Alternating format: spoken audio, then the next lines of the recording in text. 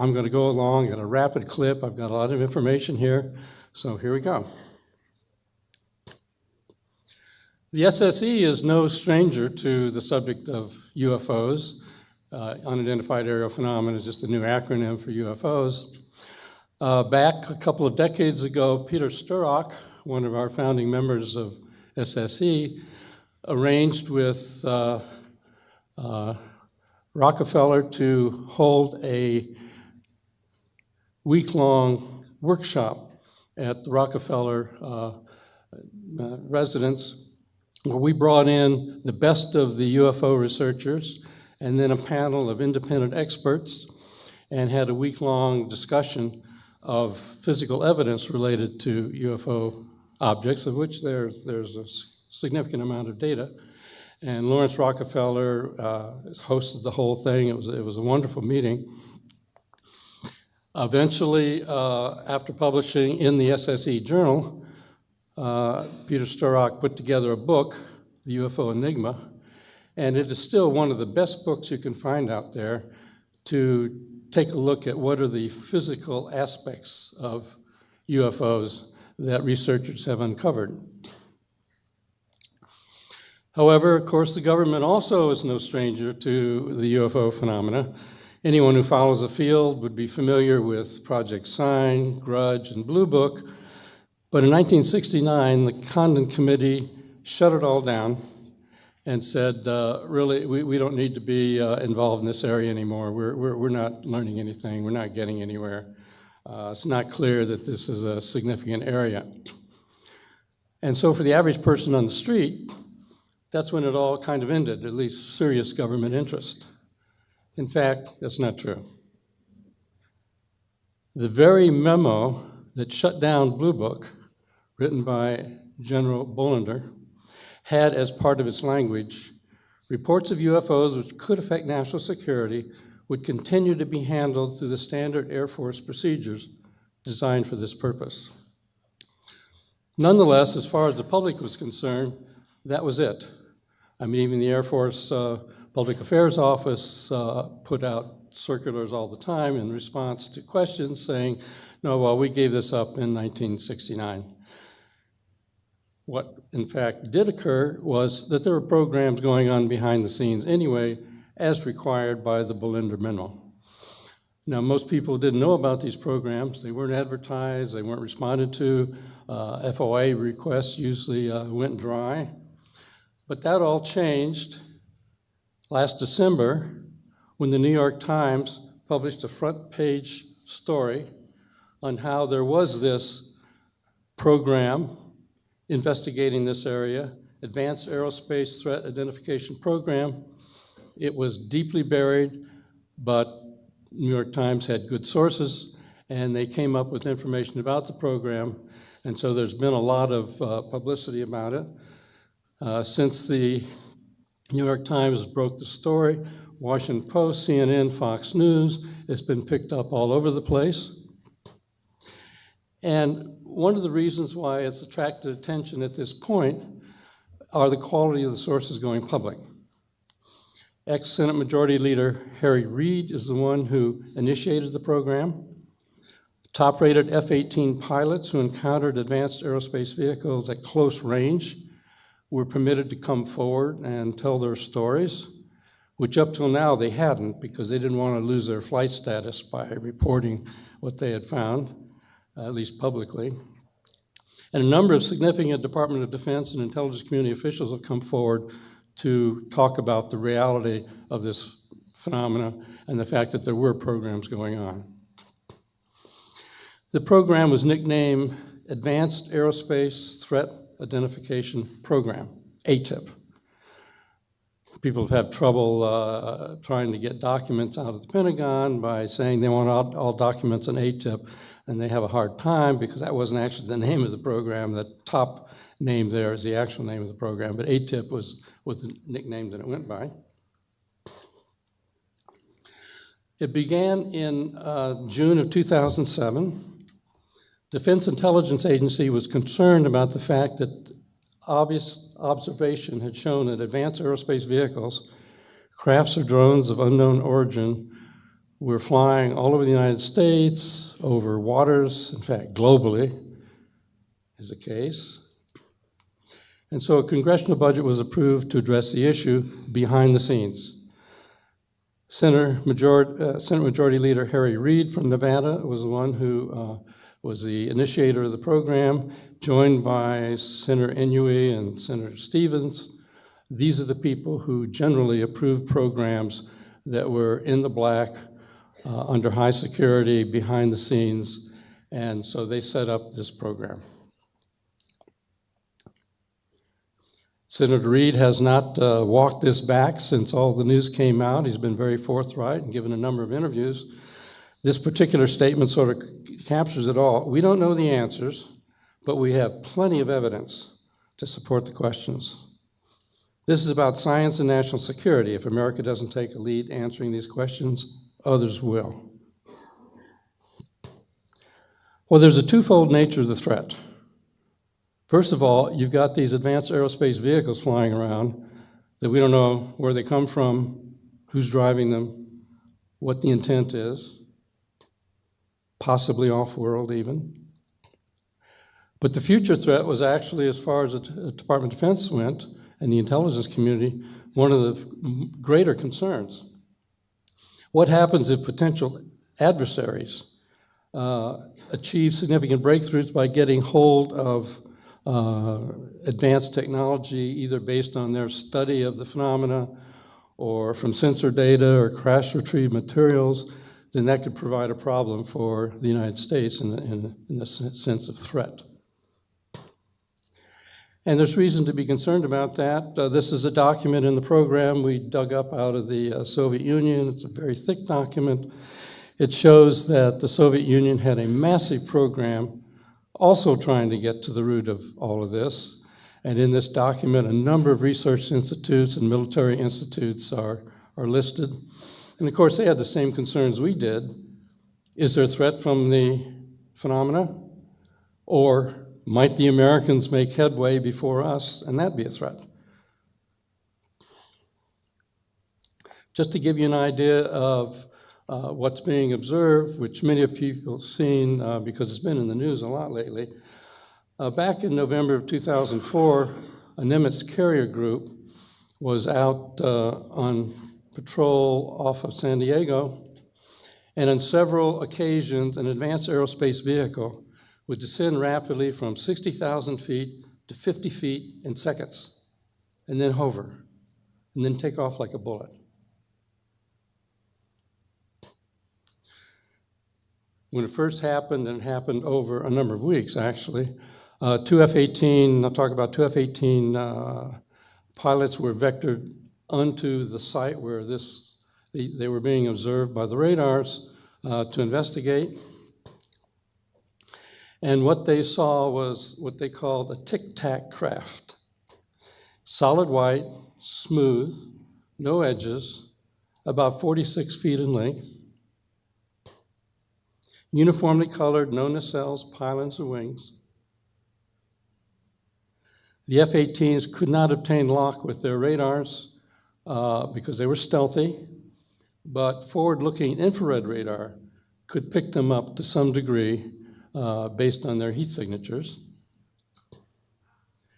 And the advanced aerospace vehicle appeared to demonstrate advanced acceleration, aerodynamic, and propulsion capability beyond anything that we knew existed on the planet.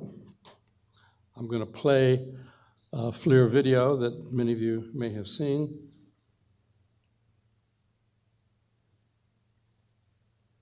I've got sound with the video. Do you have?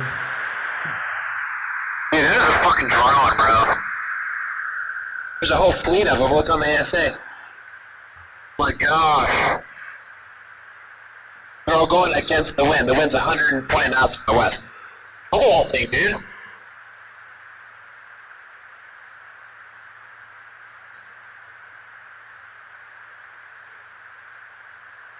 That's not our LNS though, is it? It's not. It is an LNS, dude. Well, if there's a... Look at that thing. It's rotated. I want to play it one more time.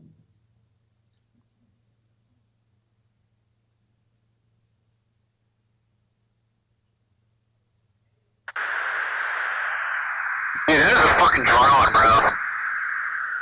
There's a whole fleet of them. Look on the ASA. My gosh.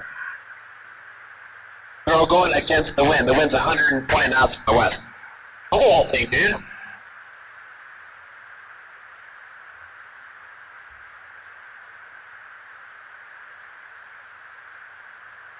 That's not an LNS though, is it? It's not. It is an LNS, dude. Well, if there's a look at that thing. It's rotating. Now you might ask yourself, well, like, what can you prove from a videotape? I mean, you can see videotapes all over the internet and so on. But this was data fusion. They're gun camera tapes. There are these videotapes from the pilots, voice recordings, data link recordings from Aegis and many other military platforms, expert witnesses. So in fact, the data density, and this is what's changed the field a lot, our detection capability has gotten so advanced that we're losing our inability to see exactly what's going on. The FLIR displays were recorded. There are detailed debriefs of the pilots. In that original New York Times article, you can see a page-long debrief of Dave Fravor. Oops. Key assessments. The Advanced Aerospace Vehicle is no known air vehicle in the inventory of the U.S. or a foreign nation, as far as we can tell. Low observable characteristics, they're stealthy. They exhibit advanced aerodynamic performance that we can't imagine how they do it. And recognize that these are infrared tapes from the pilots, so if there was some kind of hot propulsion gases coming out the back, you would have seen it, but we don't see that. They had the advanced capability to remain stationary and then take off like a shot. Dave Fravor says it was like somebody suddenly shot a bullet. So, how to respond to this? The Defense Intelligence Agency put out a broad area announcement. In fact, it was unclassified. They wanted to evaluate 12 potential threat areas with regard to these advanced aerospace vehicles.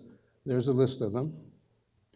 Exactly what you would think you'd want to know: lift, propulsion, signature reduction, human effects, and so on. Now, it turned out that any aerospace corporation could apply, could send in a proposal. DIA chose Bigelow Aerospace as a contractor to address the threat. Now, there's been buzz on the internet about, okay, well, Senator Reid came from Nevada, and Bigelow Aerospace is in Nevada, so wasn't this just some sweetheart deal? In fact, that's not the case. It was a broad area announcement. Anybody could go for it. Bigelow was actually a good choice. He'd spent a lot of his own money because he was interested in this area up to this point, investigating the phenomena, and he had the best proposal. And so he was tasked, and so he set up a special organization called Bigelow Aerospace Advanced Space Studies, so we call it BASS, to do all the things you'd expect a program like this to do. Well, BASS contacted me at EarthTech International to collaborate as a subcontractor, and I agreed to do that. Okay, what did I address as a subcontractor? Well, one of the critical issues is that there's so much high-level security and compartmentalization in this subject area, and there's a lot of it. It's difficult for contractors to obtain expert opinions on advanced technologies because they would expose why they were interested. So I acted as a surrogate. I was contracted to commission mostly unclassified white papers from experts around the globe, where their particular aerospace-related subject areas would be in 2050 as like a general survey of aerospace futures. I decided this would be the best way to get the best knowledge we had across many technologies without actually exposing why we wanted to know. So I let out 38 contracts over a 2-year period. I'll show you what the studies were on. You can read them there. Positron aerospace propulsion, IEC fusion is a compact energy source, warp drive, dark energy, extra dimensions, metallic glasses for aerospace use, really cutting edge kinds of things. Here's some more of the papers that I commissioned: negative mass propulsion, anti-gravity for aerospace applications, and so on. Programmable matter, invisibility cloaking. These are just the kind of things that we needed to have maximum technical input from the best people around the globe. And so that's what we did. That's what I did. Now, we could wait. We told these people they could publish their reports in physics journals and engineering journals, but of course, the contractors didn't want to wait for that, so the Defense Intelligence Agency bundled up these 38 papers and put them out as Defense Intelligence reference documents posted on a JWIX server that anyone in the government or contractors could get access to. By and large, they have not been released to the public yet. A couple have leaked out. So let me give you an example of, well, how does this stuff help people who are chasing these really difficult problems? I'm choosing one here: metamaterials for aerospace use. I'd love to talk about really fancy materials, but they're classified. However, there's a lot of materials that have been picked up or provided even in the public domain. I'm going to give an example because it shows exactly what the structure is for how to deal with this. This is an open source sample. It was sent anonymously to talk show host Art Bell. The fellow claimed to be in the military. He said that this sample was picked up in a crash retrieval, and so he sent it by email. So what does that mean? Chain of custody?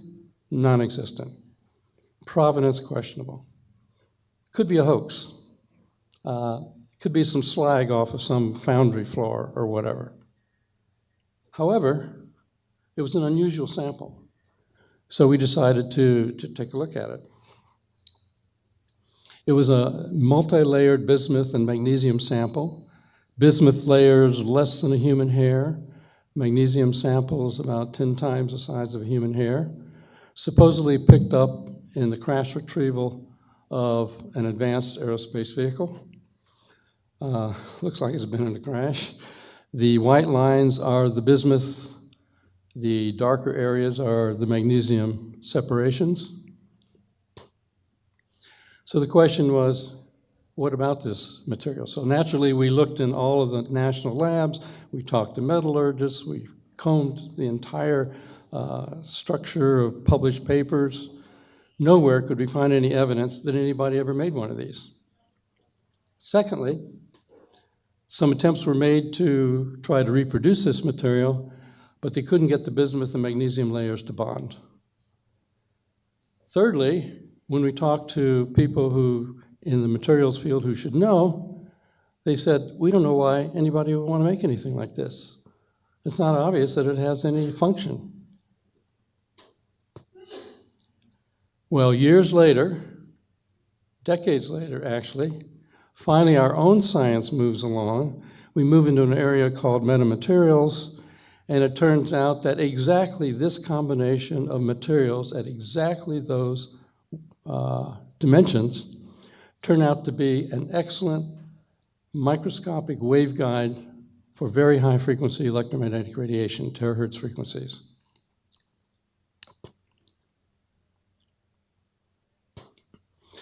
So the wavelength is 60 microns, which is pretty small size, but it turns out that because of the metamaterial aspect of this material, those bismuth layers that act as waveguides can be 1/20th the size of the wavelength, and usually when you make a waveguide, it's got to be about the size of the wavelength. So in fact, this turned out to be a material that would propagate sub-wavelength waveguide effects. Why somebody wants to do that, we still don't know the answer to that. But anyway, it was amazing that we've gone through this, and this is the kind of structure we go through a lot. You get a material sample with unusual characteristics to be evaluated. The method of manufacture is difficult to assess or reproduce. The purpose of the function is not readily apparent, as with our sample here. And then as our own technical knowledge moves forward, we finally see a possible purpose or function comes to light. That sequence is repeated over and over in this particular area. I'll pick a second one here for the engineers and physicists in the crowd, probably be more interesting. Space-time metric engineering, this happened to be the paper that I myself provided. One of the questions is, can the reported anomalous observables of these advanced aerospace vehicles be accounted for on the basis of known physics? I mean, you hear people describing craft taking right-angled turns at high speeds and other things with the hovering and rapid acceleration and so on, as if the craft didn't have any inertial mass. Well, it turns out, although general relativity, Einstein's general relativity is usually used in astrophysical applications and gravity studies and so on, you can look at it from an engineering standpoint. So if you take an engineering approach to general relativity, what I just showed can be understood. If you could change the space-time metric the way general relativity, I'm talking about textbook, not some fanciful physics, you could even get faster than light travel. Alcubierre warp drive as in Star Trek. Again, you might think that's a fanciful kind of thing, but that paper was published in one of the top general relativity journals, Classical and Quantum Gravity. The warp drive, hyperfast travel within general relativity. So if you engineer space-time metric, you can begin to line up observables with physics that we know and love, even if we can't reproduce it.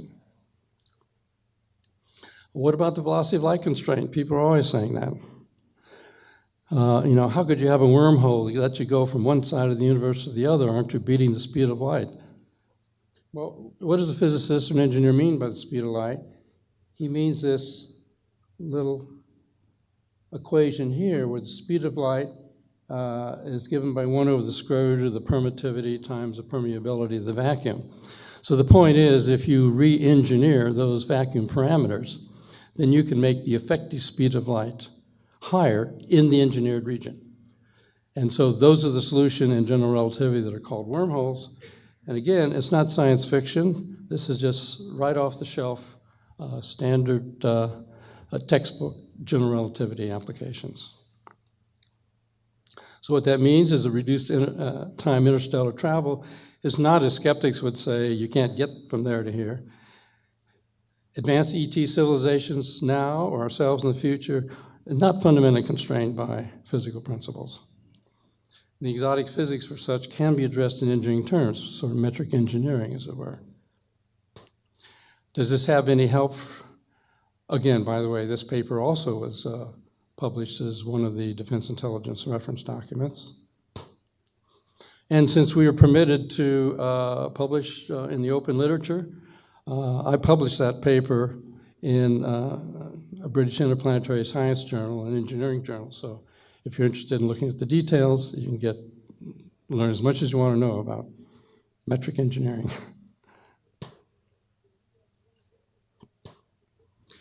And that helped us understand some of the aspects. I mean, you may have heard the phrase, dense stars, you get redshift. Well, it turns out in this engineered technology, you get so-called blue shift. That is, frequencies are upshifted to higher frequencies. So for example, in this room, most of the radiation coming off our bodies, off the walls, and so on, is in fact in the infrared. But we see things in the visible range. But what happens if you get into a volume of space where the vacuum has been engineered in the way I've been discussing? It turns out you get a blue shift. So in fact, the infrared that you don't ordinarily see can get blue shifted up into the visible, so it's not surprising that all these craft should be so luminous. Now the downside from all of this is the fact that visible light, which doesn't have any particularly harmful effects, gets blue shifted up into the ultraviolet, so if you get too close to a landed craft, you might get a sunburn, or off into the soft X-ray region, so the chance of radiation poisoning. So if you run across one of these sitting on the ground, I would recommend you don't, and it's powered up, I'd recommend you don't rush up. Well, that helped us to understand. As part of this program, we looked at some cases that were really good from Brazil, 77, 78. It was like Close Encounters of the Third Kind. 1,000 pages of documents, all done by the Brazilian Air Force investigative team. 500 photographs, 15 hours of motion film, a lot of medical injuries. I know you probably can't read that from here, but it's just a list of the different kinds of medical injuries that occurred when people encountered these craft at close range. And it has some overlap with cases that we've investigated during the program of injuries occurring. Well, despite the progress in the ATIP program, let's face it, the topic is inherently anomalous, right? Therefore, despite the reality of the observations and all the people that we interact with in the intelligence community and the Pentagon agree, the data's there, it's real. Nonetheless, the topic doesn't fit smoothly into known profiles of government programs, for sure.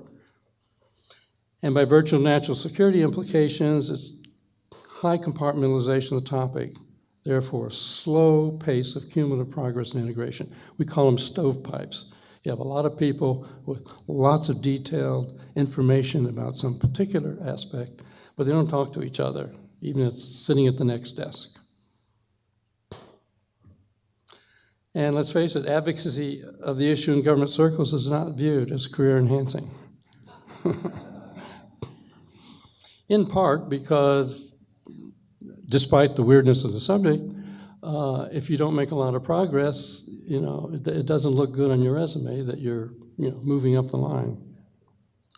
So because of that, there's a forward story.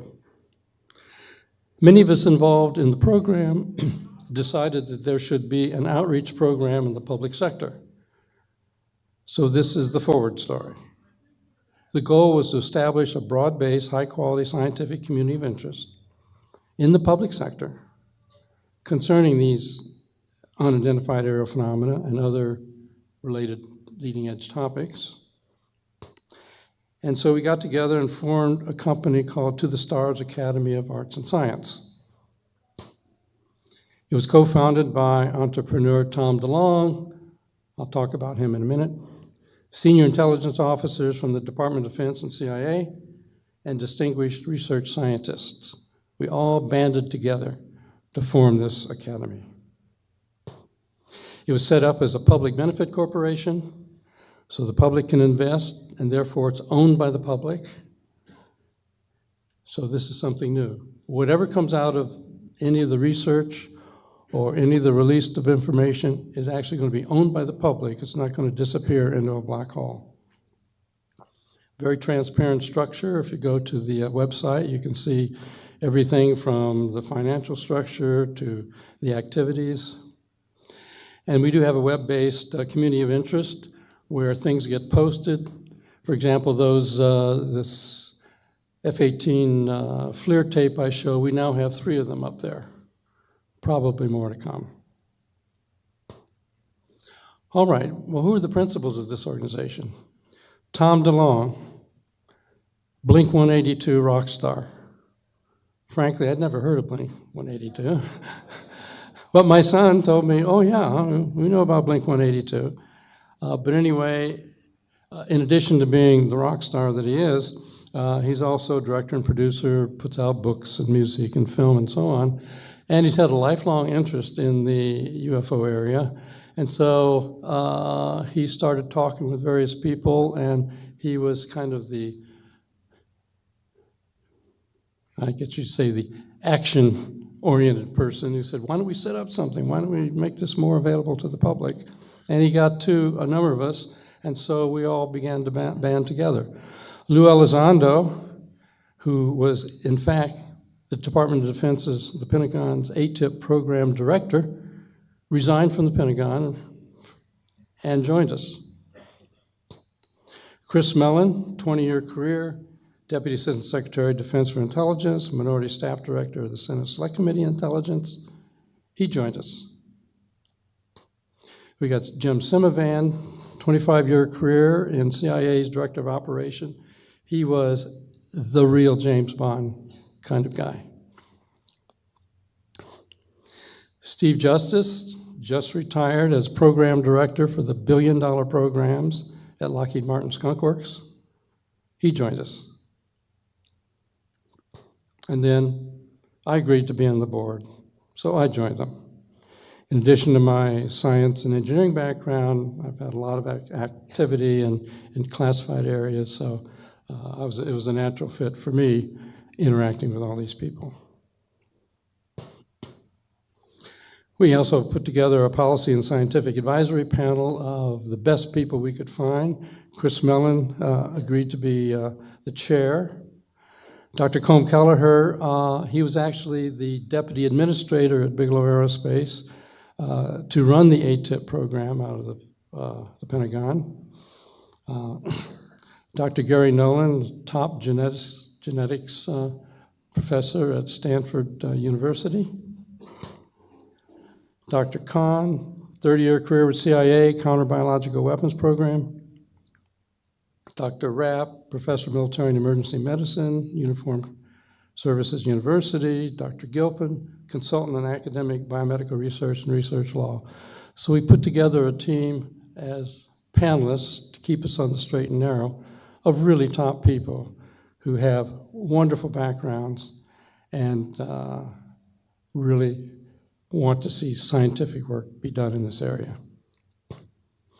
So the goals for the To the Stars Academy are promote the concept that such forefront topics as UFOs, SETI, consciousness studies, even telepathy and psychokinesis should not be considered taboo for serious scientific consideration. So, I mean, it's a perfect match to the SSE, because that's our goal in the SSE as well. And of course, big idea is to generate funding to underwrite significant research in these areas, develop user-friendly databases so information that is generated can be accessed by anyone, provide positive support for collaborative government, aerospace industry, and academic efforts to accomplish all of the above. So we want to act as the glue in the public sector and create entertainment properties, books and documentaries and so on, so that whatever is learned can be delivered out to the public. The structure of the organization has a science structure, an aerospace structure, and an entertainment division.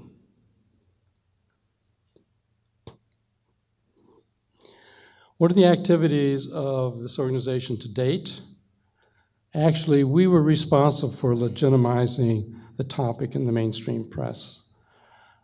That story that came out in the New York Times and so on, which then got picked up by Washington Post, CNN, Fox News, was based on agreed upon interviews with those of us that I've just gone through a list of.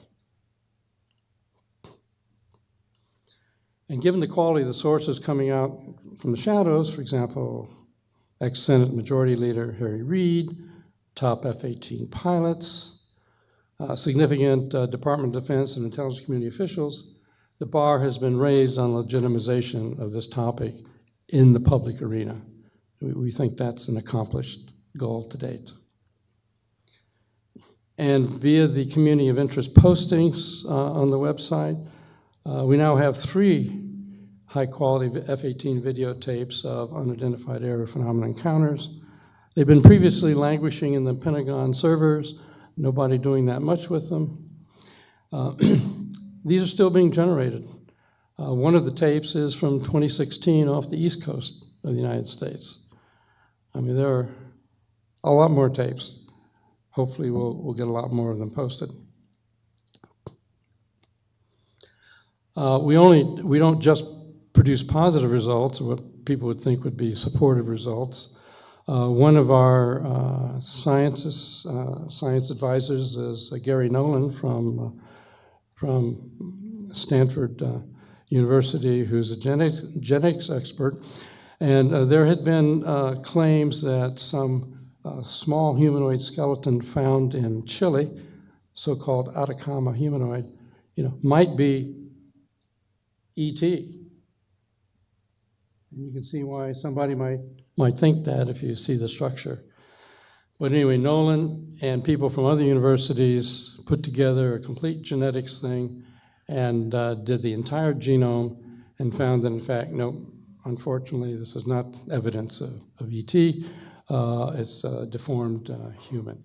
And so that's up on the website if you want to read the paper. It was published in one of the top genetics journals, very well peer-reviewed.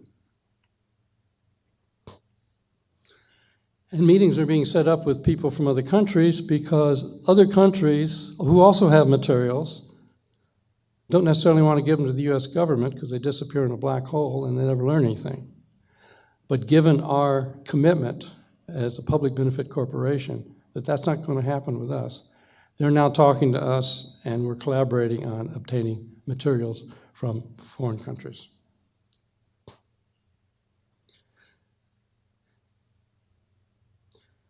And of course, we're negotiating with media outlets to get all this out in the public in the form of documentaries or TV shows or whatever.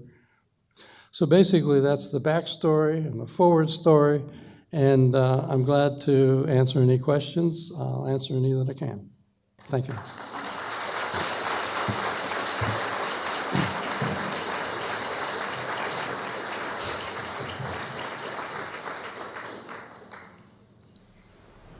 Thank you for a terrific presentation. So your good friend John Alexander published a book, and I know I'll have a chance to ask him this too. Mm-hmm. Why was it so hard for him to find who was doing the research, who was holding the files on UFOs?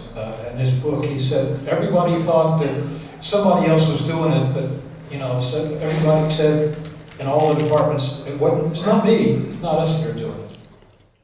It was somebody else doing it.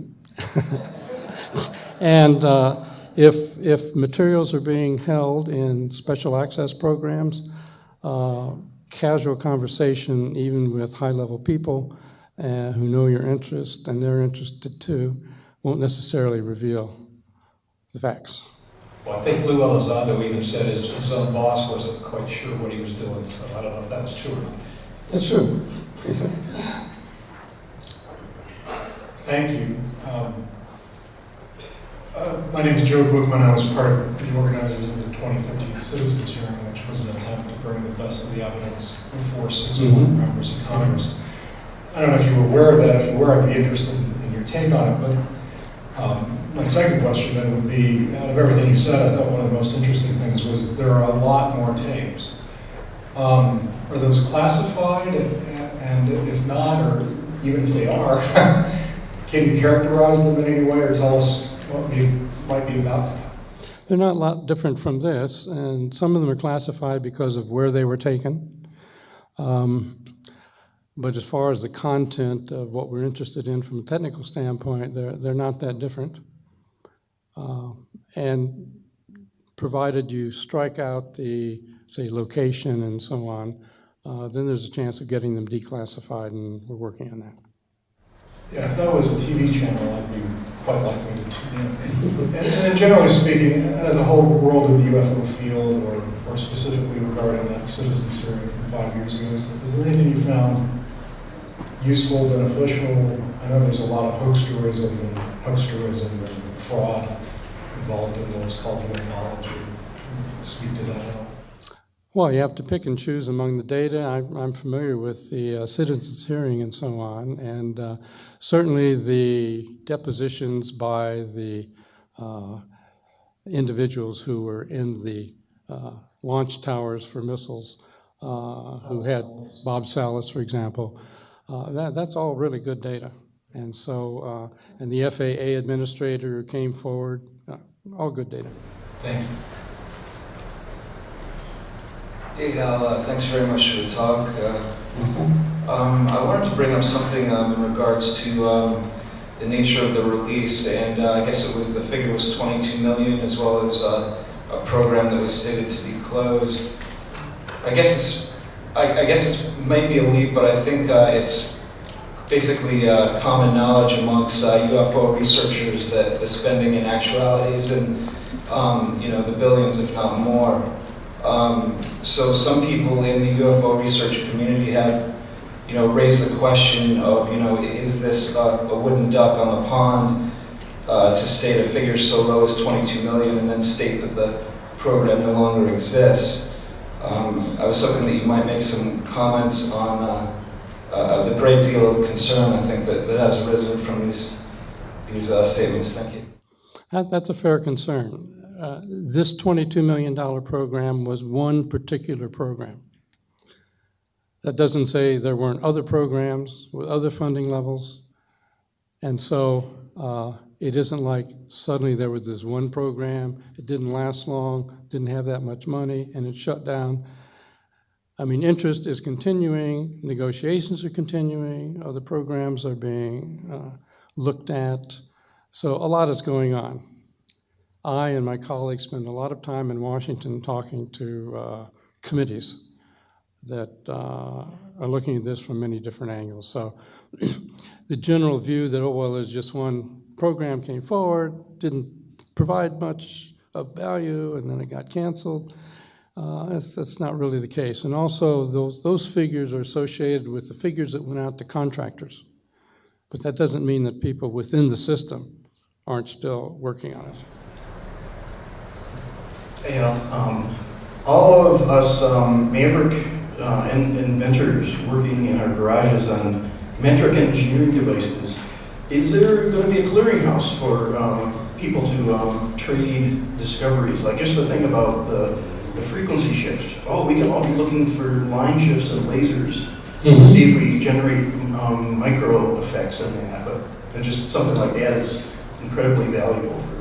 But maybe there's a lot of other things like that. Well, we have a Maverick Inventor program at EarthTech International, my organization, and also the To the Stars Academy is putting together a research organization. So if you're doing some metric engineering in your lab and you've got some lasers shifting in frequency, bring them on. We'll look at them. Cool. Okay. Thank you very much, Hal. Thank you.